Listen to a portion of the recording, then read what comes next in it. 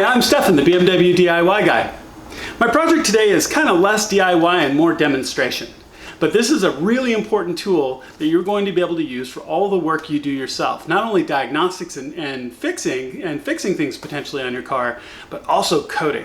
And that's going to be the Carly adapter and Carly software that you can use off your phone. Now, what can you do with this app? You can do a tremendous number of things. Some of the most important things, first of all, is to actually scan your car and look for any errors or any problems and really get a good understanding of what's going on. Now, the other thing I really appreciate about Carly is that when I've run this on my F32, it pulled up errors that none of the other tools that I have could see. I was able to look at them and clear them. And I'll talk about that some more as we go through it. But I was also really excited by this, that this works across multiple platforms of cars. I've got three major platforms: an 01 E53, an 06 E83, and a 2014 F32. This is the only tool I've found that works across all three. So this is going to give me an advantage as I work on all my cars. Now, even if you have just one car and you don't need that amount of flexibility, this is going to give you a lot of features and functions to be able to do what you want to do, not only for diagnostics, but coding and changing the way your car behaves. So let's get out, let's check it out, and I'll show you what it looks like. All right, guys, so I'm actually recording this session on my phone. It's a lot better than you trying to look at my camera recording me on my phone, which it really just isn't very practical. So obviously I've got Carly installed, so let me launch that. Now I'm sitting in my E83 X3 right now. The cool thing about this is you can set up profiles for multiple cars. So you can see I've got my 4 Series, X3 and X5, which is awesome. And you know, this works for this works for more than just BMW, right? But this is what I've got in my garage. So one of the most important things you want to do is start with a health check. So I've selected the X3. I have the OBD adapter plugged in and the ignition of the car turned on because it needs to be able to read what all the ECUs are doing.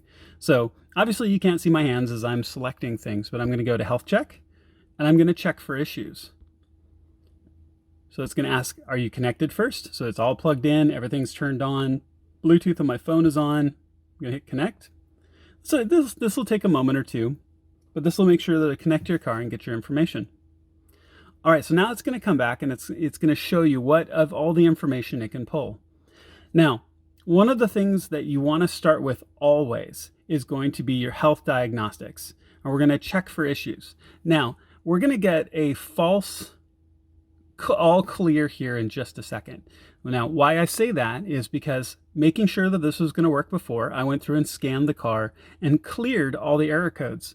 Now, there was an error code for like the footwell thermometer, for the sunroof, for a window safety pinch check, and you know, 5 or 6 other medium class things.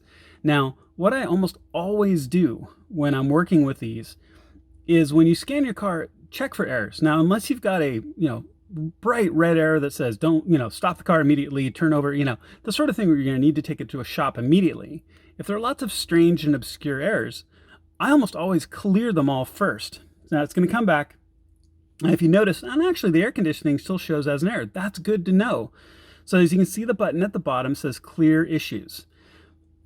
It's not that you want to ignore what's going on. What you want to make sure is you don't have any errors that are hanging around that have already been resolved or were temporary or maybe done while you were doing service on the car or something. For example, in my 435, when I ran the scan, it came up with all kinds of AC control errors. Well, a lot of that made sense because I was testing using the LCI AC controls, which look a little bit different and, as it turns out, require quite a bit of work to retrofit in, and so I didn't do it. But all the errors made sense, so I cleared all the errors. So in this case, you can still see there's an air conditioning error, footwell temperature sensor left. So the interesting thing there is that's probably worth taking a look at. And as you can see, there's a search more information option where you can actually go and look for what more of that information is. You can see it looks it up online. So there's Bimmer forums, Bimmer Fest, and so on. Let me back up. So that's really positive to be able to go and take a look at what's going on. This also is really valuable because, like I said, I cleared all the errors earlier, and this one's still there. So that tells me that this might actually be a real error. What I normally do is that when you clear all these issues, and I'll show you that, it's going to clear them all, and then it's going to say, do you want a reminder? And that's what I almost always do with all of my cars, especially if I haven't run a scan on them in a long time. I'll go through, clear all the errors, and then after a couple of days, maybe a week, I'll come back and I'll check again to make sure that those errors are, if they're coming back or not, because maybe they were transient or maybe they weren't. So in this case, I'm not going to hit reminder, I'm just going to hit close. So as you can see what that does when you look through all of this. So good stuff there. Now let's look on at some of the additional functions of what you can do here in the X3.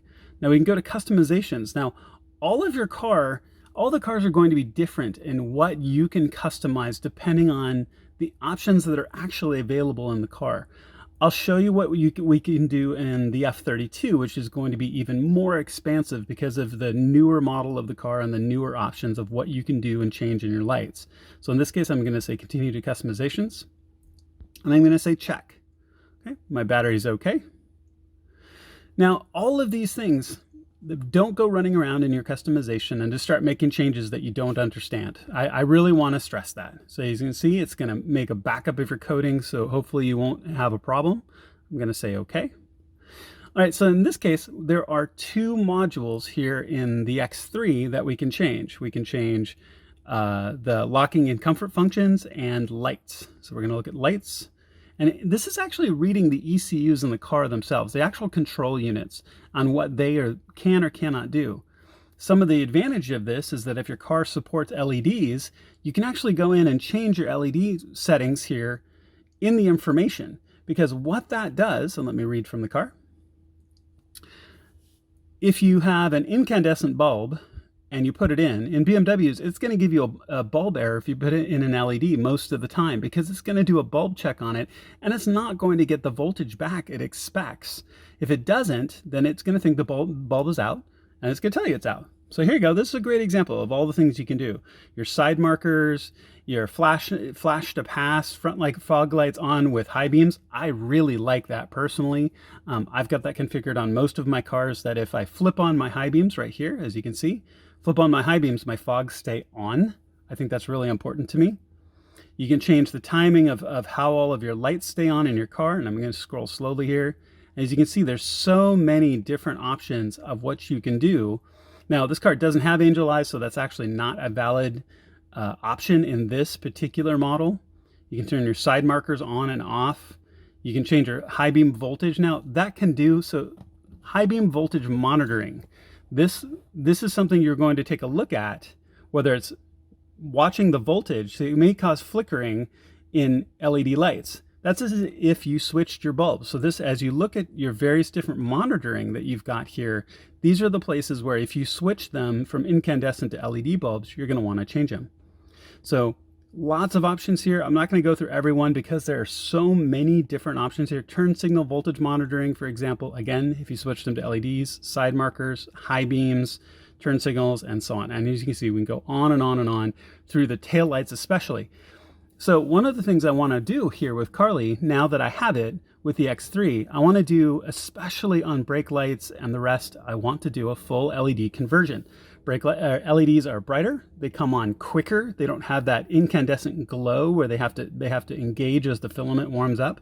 They're instant on, and I'm a big fan of that. So you have lots of options here, especially in the license plate lighting. Other options that if you flip them to LED, you're not going to get bulb errors, which is really nice. So you would make a selection. So I'm just going to pick the bottom one here, license plate lighting voltage monitoring. You'd say on or off. You need to make that option. Now I'm not going to hit it in this case. See where it says code car in the lower bar. I'm not going to do that because I'm not going to change that right now because I'm not making that change. I'm just going to hit back. But as you can see, you've got all of these different options. Now, when we go and look at the 435, the number of ECUs that it shows here is going to be significantly bigger because that's what it supports. Same thing on the E53. I'm really excited about that since I've installed a backup camera, which takes one of the license plate lights, which is now an LED. The X5, about 75% of the time when I fire it up, throws a bulb error for the license plate, which makes sense because it's now an LED. So this is going to give you a lot of options, and each car is going to be different, but this is a really good example of what you can do. You can also run live data as well for the last of the main options here. Now the live data isn't going to show much right now, which it isn't, because the motor's not running and the engine's not on, but you can actually run good live data, which is good statistics if you're watching the health of your car. So all really great information. As you can see, there's lots and lots and lots of information through here that you can go through. I want to also show you examples on the other cars, but this is a great start. All right, so I'm over in the 4 Series now. I've got my OBD adapter plugged in. I just wanted to show the difference. So I'm going to switch current car to the 4 Series that I've set up.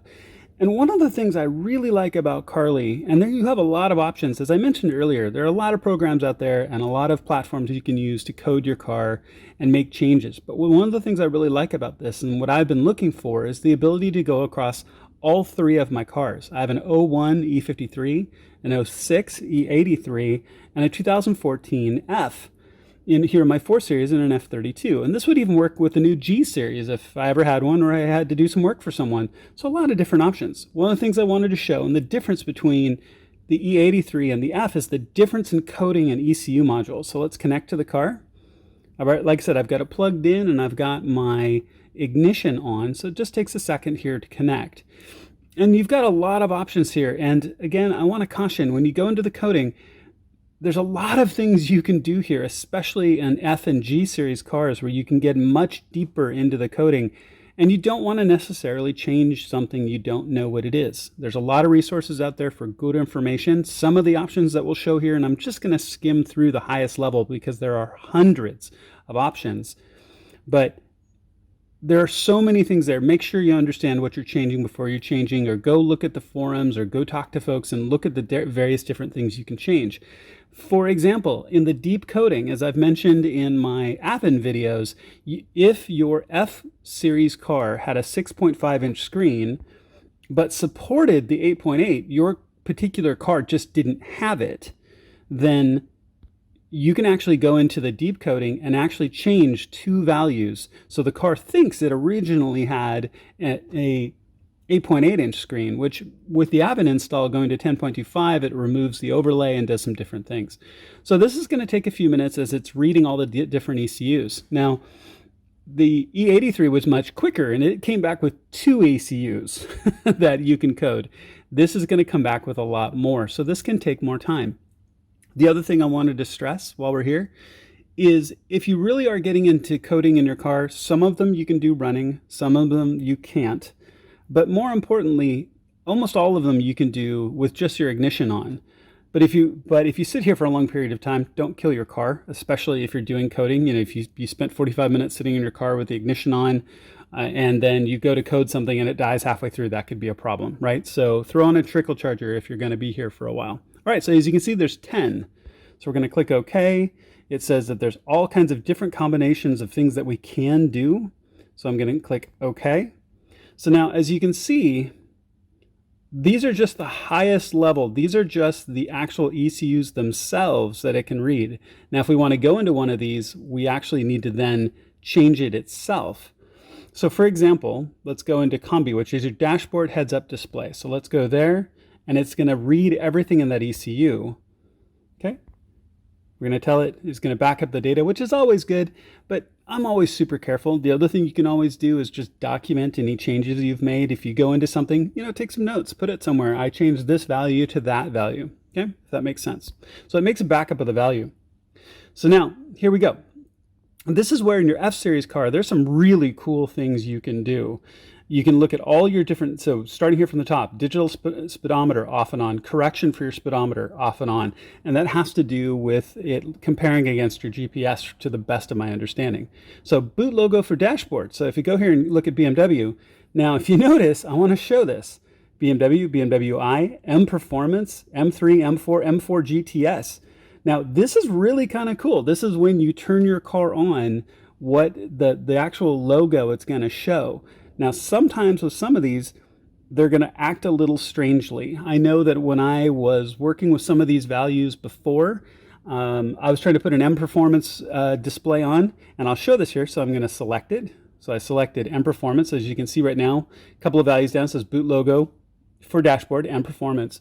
What I noticed is that on my console itself, on my dash itself, it actually said M550D. So the 550 series, the 5 series 550D. So obviously something wasn't quite right there, and I just changed it back. So with all of these different things, you can correct as you go. So as you can see, if you got GPS time correction, cruise control, your threshold for different settings. I mean, there are hundreds and hundreds of variables that you can change here, right? That you can do better. This is a deeper layer than in your iDrive. These are things that only the dealership could change with some of their functionality. And even then, some of these they can't change with their default tools. Like these were things that came from the factory, right? So let's go ahead. Now I've changed that one value. So we're going to say code car. So it's going to say, we're going to do it anyway. This is because I'm sitting here. Okay, so it's going to be, are you going to be careful with this? There might be some options. You're going to be, do you understand what you're doing? Yes. Yes, I do. Okay, so as you can see, they want you to take this very, very seriously. And it doesn't surprise me that my battery is registering below 12.2 volts. I'm not driving very much right now. My car sits in the garage a lot. I frequently put it on a trickle charger to make sure that it's okay. I've also been sitting here in the car with the door open so the ignition doesn't turn off. So no big deal. But as you go through this, I want to strongly encourage you. I was tempted not to show some of this functionality because it gives you the tools to do bad things to your car, right? So be really, really careful. If you have to, take notes of the changes that you've made or write them down. Yes, Carly is awesome. It said that it made a backup, so in theory, you can revert. I'm an old IT guy. I don't always trust my backups. So just be really careful. And if there's something very complex that you want to change, definitely go to the forums. Go look for expert advice before you change them. If you have any questions, I'll try to answer them, but there's so many variables here, I don't necessarily know them either. Now, the other thing you heard the chime, that is the reset. So it's made the change, and you could basically just see it was almost my 6WB console went off and back on because it's done coding. Or it was coding it. That was all proper. Okay, so it's also telling me I've got to set my date and time, but I get that from GPS. So the next time I drive the car, it will reset. So I'm going to click OK, and then I'm going to back out, and I'm going to back out, and back out. Now, if you notice, it also said turn the ignition off, so I'm going to go ahead and do that. Now, I also noticed that my shift indicators and some other things that are up on my dashboard, just like it warned, it reset some of those functions. So just keep in mind as you make those changes, you're going to see those things happen. But as you can see, there's so many different options here of all the things you can go through, plus the information here. As you can see in the Get Insights section, you can look up some of your fault codes. You can go out to the Carly community forums and look for information there. I'd also encourage it on BimmerPost and other places. And then the last thing I want to do is I'm going to bounce over to the X5. I want to show you changing some of the light functionality and the LED functionality there and coding out some errors. All right, all done. I didn't actually shoot video of the E53 because it looks very, very similar to the E83.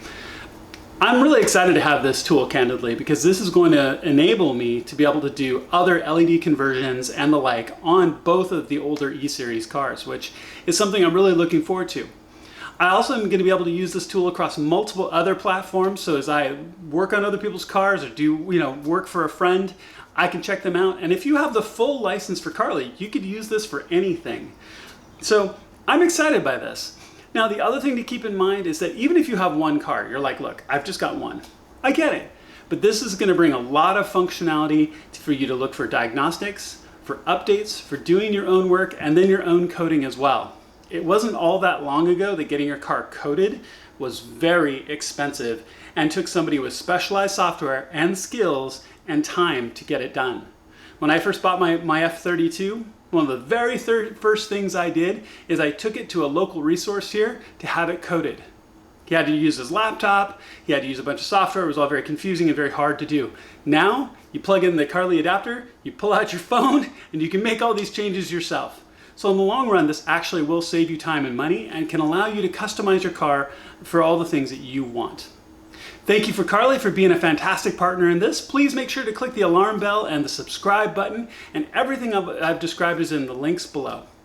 Look forward to seeing you on my next video, as there's a lot to come.